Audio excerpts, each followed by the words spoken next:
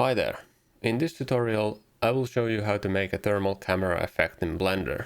This method allows us to make any kind of thermal camera look, from a black and white surveillance camera, classic 2000s thermal camera, to the modern purple to orange gradient look, or even something like the Predator vision. Here are some of the attempts I've made in the past, but this new version is more modular and realistic, as well as faster to set up and render. I have set this demo scene with a room, a character with clothing, a fire image plane, and a few props. I also have a camera, and I'll set the world shader to black as we don't want any environmental lighting here. Let's start by swapping out the skin shader to a new material, and let's call it 30C. I'll use a geometry pointiness value routed through an inverted color ramp for the color and plug it into an emission shader with the strength set to 1. This will be our baseline.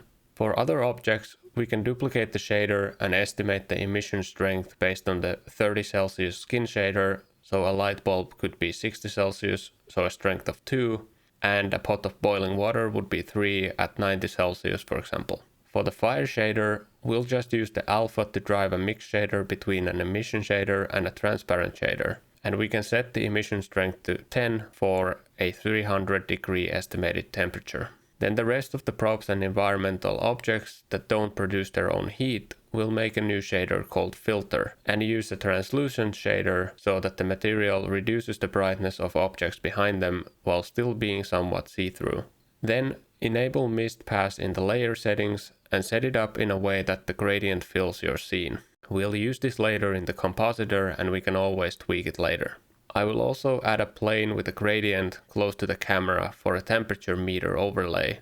That is very common in many thermal camera images. You can even add a solid black or dark gray diffuse shader to any objects you think are totally solid and heat wouldn't radiate through them at all, or even make different filter shaders for different objects. Let's render a frame and set up the compositor. This is where the magic happens. So use nodes, mix color node to add the mist pass to the render. Use a color ramp to invert the mist pass and dial it in so that the further it gets, the darker it is, and not lighter. Then the main event.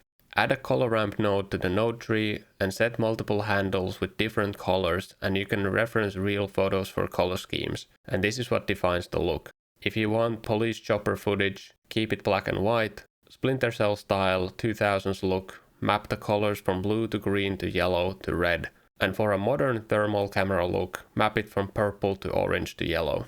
And I'll just add a blur node at the end and make sure it's after the color ramp, as if it's in the front, you will get ugly color banding around the subjects. We can also fine tune the look with a map range node before the color ramp.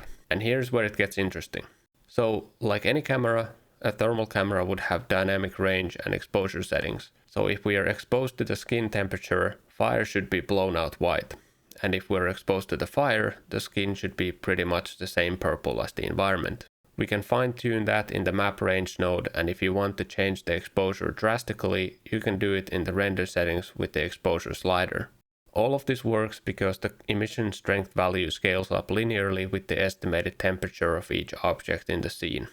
So for a VFX application, you could track your footage, recreate a block out of the environment, and use simple props and rotomation for the characters. You can even use painted masks for different temperatures and so on. So this was my take on a thermal camera effect in Blender. Let me know what you think about the video, and thank you for watching.